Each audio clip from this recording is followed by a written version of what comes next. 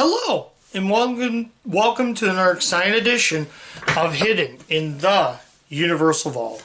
I'm Ron, your host, and we are now on to the next movie of the month of April. So the movie I'm taking a look at is another movie I'm pretty excited to check out because this is a movie, I had another movie on there, but I decided to save that for later and go through my back catalog of movies. So the movie I'm taking a look at is another film of two directors I have covered on this channel. The movie was released by Focus Features, and it stars George Clooney, Frances McDormand, John Malkovich, Tilda Swinton, Brad Pitt, along with Richard Jenkins from the directors Joel and Ethan Coen, the Coen brothers themselves. 2008's Burn After Reading. Now, Burn After Reading is a movie that I was very excited to check out because I have covered Fargo on the channel, and I figured this is a great way to check this movie out and see for myself whether this is good or not. This is also marking the third collaboration with George Clooney, and the Coen brothers would work with him on 4 movies. Oh Brother, Where Art Thou? Terrible Cruelty, this movie, and Hail Caesar, all 4 of them being put out by, 3 being put out by Universal and 1 Focus Features. So what did I think of Burn After Reading? This was great. It was a ton of fun from start to finish. So let's talk about Burn After Reading. So Burn After Reading is this is Coen Brothers' attempt to do a sort of murder mystery, a whodunit story, set in the 2000s. Now, if we go back to Coen Brothers, they made a movie. Their first feature film was Blood Simple was their very first movie from '85. When Oh Brother came out in 2000, they did a movie based on the Odyssey by Homer, and that was set during the Great Depression. Intolerable Cruelty was the second film with Clooney, and that was an homage to the screwball comedy genre. I do have that movie, and I haven't covered it yet, but I will get to that soon. Burn After Reading, as I said, is a whodunit story, and Hail Caesar, which I just got not that long ago, is an homage to Technicolor musicals, especially the Aqua musicals that MGM would do. So now that I got away, let's actually talk about the movie. So, as I said, it's a whodunit story, but it centers around 3. Basically, you get 3 different stories into one film. You get Clooney, who's a businessman. I do believe a businessman. Yeah, I believe he was a businessman. So he's meets up with Brad Pitt, who's a fitness instructor, who's works at the gym. Then we got John Malkovich, who plays a sort of nutcase, likable jerk, who he's trying to figure out why he's a total nutcase.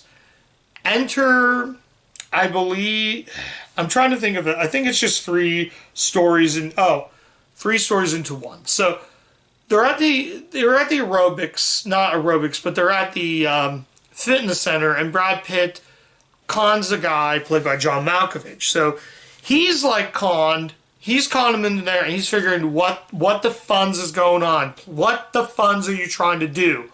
So he's trying to figure out who this guy is. So they go on this big chase, and they start fighting. They start crashing cars.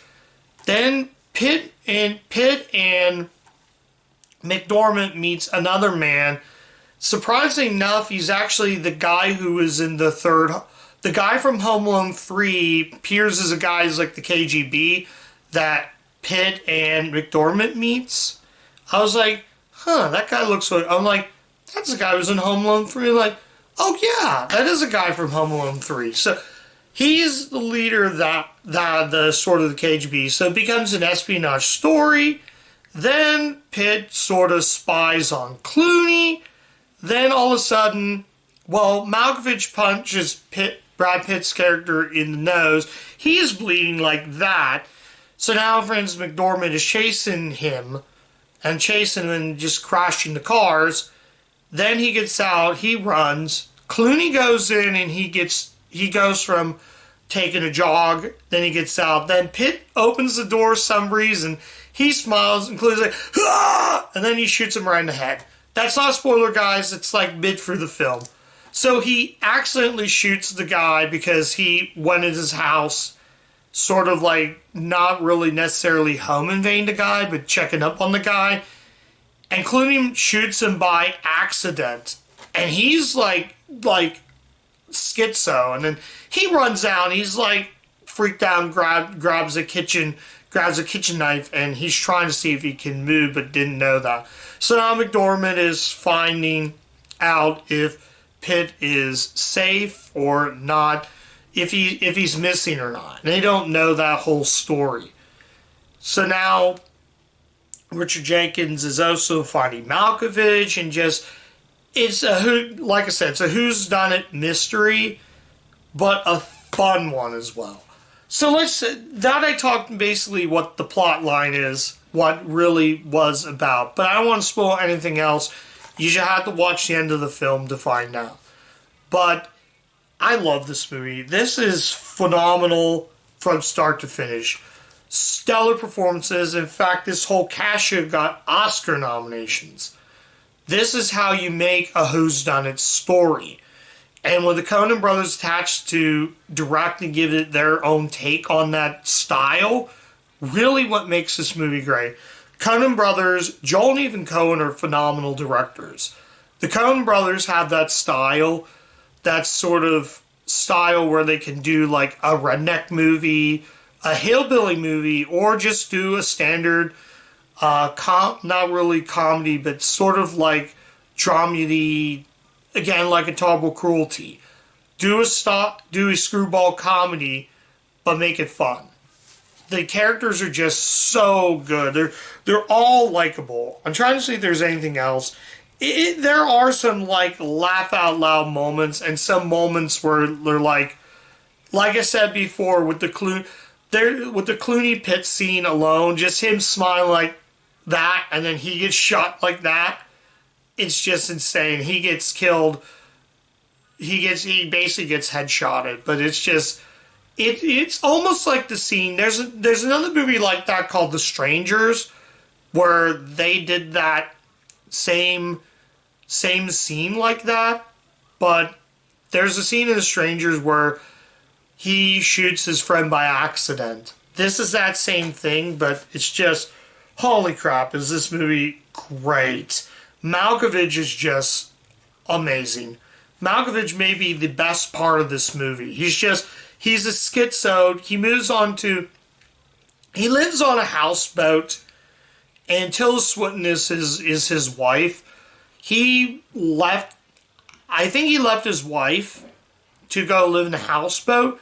So he's like going mentally insane. He's like throwing paper around. So he's just a nutcase from start to finish. He's basically a sociopath. That's what I'm going to say. All the characters feel like they're sociopaths. It makes you think. The ending, the true ending to this. Not going to tell you that true ending, but I thought there was more, but then I realized, wow, that's the end? I normally would say that this is a bad ending, but it's not. It is not a bad ending. If you watch this movie, guys, I'm going to tell you right now, this ending is what makes this movie. The Coen brothers like to make, basically they play with your brain. Like, normally if it's an unknown director and I feel that ending if I feel like it just ends, then it's a bad movie. It's killed by a bad ending. I feel like this movie is not killed by a bad ending. I think everybody in the cast does a phenomenal job. I think, did they write this? Yes, they wrote this movie. They wrote, produced, and directed this movie, and just, wow. That cast alone is so, so good. The featurettes are kind of not very good. I normally don't talk about special features anymore, but there's not really a whole lot to even talk about. It's just, honestly, I was disappointed with the amount of special features. Lack of special features, but whatever. I'm judging the movie and not so much on bonus features on a DVD. So like I said again, this movie is just so good from start to finish. I'm going to tell you right now, guys, this movie is a masterpiece from start to finish. This movie is an amazing movie. An S-tier movie. So good. I'm going to tell you guys right now, do not sleep on Burn After Reading. This movie is great. And I'm going to tell you, matter of fact, right now, this is going on the best list. This has a spot on the year's best list at the end of the year. This movie, it's early, guys, but it's so good from start to finish. The ending alone is so good. The mid-ending, as I said, like I said, there's not really two endings, but if you count the Clooney pit scene, that's sort of one ending, but the true ending is extremely true. It made me think, it made me play my brain, but at the end I was smiling because I was like, that was so much fun. In fact, this could have gone on for 3 more minutes if we got to know these characters. We got to know every single character in this movie from start to finish. Frances McDormand's character, Brad Pitt's character, George Clooney's character, even some of the side characters. Yes, even the guy from Home Alone 3, who doesn't have that much of a role, is really good in this. I was very surprised. He's the same type of character that was in Home Alone 3, but he plays a true KGB leader. Not really KGB leader, but there's also one scene where he's assistant to the KGB, but the KGB leader they meet, it's weird because on the background, in the background there's a photo of Vladimir Putin, which I also found very odd that there would be a picture of Putin, but I'm not going to bring politics up to this. We all know about that, so just please. I'm just going to leave it at that. It's just kind of interesting as sort of a background photo. It just would be as weird as they decided to put a picture of Ronald Reagan's photo in the background. But yeah, without getting too political. And I'm not getting political, I'm judging this movie. So that's pretty much it. Just don't sleep on this movie. Let's go ahead and rate this. I might have missed a few things, but let me know in the comments. Let's rate it right now. I'm going to give Burn After Reading, you know what this is going to be, an automatic 5 out of 5. This movie is stunning from start to finish. Performances, amazing. Cast, amazing. The location, I wasn't sure where this was filmed, and then I realized, yeah, it was actually filmed in New York City because some of the locations in this, I was there. I was in New York City a couple times. Once with a school and once with a family member. 2004 and 2008. So I've been to some of the locations in New York City. So, yeah, the movie is just amazing from start to finish. If you have not seen this, please see Burn After Reading. I'm telling you guys, it's not boring. It keeps you glued to the very end. So, yeah. So, check out Burn After Reading. Great movie. Best movie so far I've covered on this channel. So yeah, so that's my review of Burn After Reading. Thank you guys so much for watching. If you do like the content of the channel, you can like, comment, subscribe, click the bell, ring the bell to get all my video notifications so you don't miss any video. So I said in my last previous video about a Chucky, I forgot to mention that I had a Letterboxd account. I'm on Letterboxd. I've been on Letterboxd for a while, and I'm still using Letterboxd. So I do rate the movie before I go ahead and put the review up. So if you want to check what I have rate the movie first, you can head to my Letterboxd account and check out what I do cover on the channel. So yeah, check out Burn After Reading, and yeah. And that's it. And as always, keep watching those Universal movies, and I'll catch you guys next time. Bye.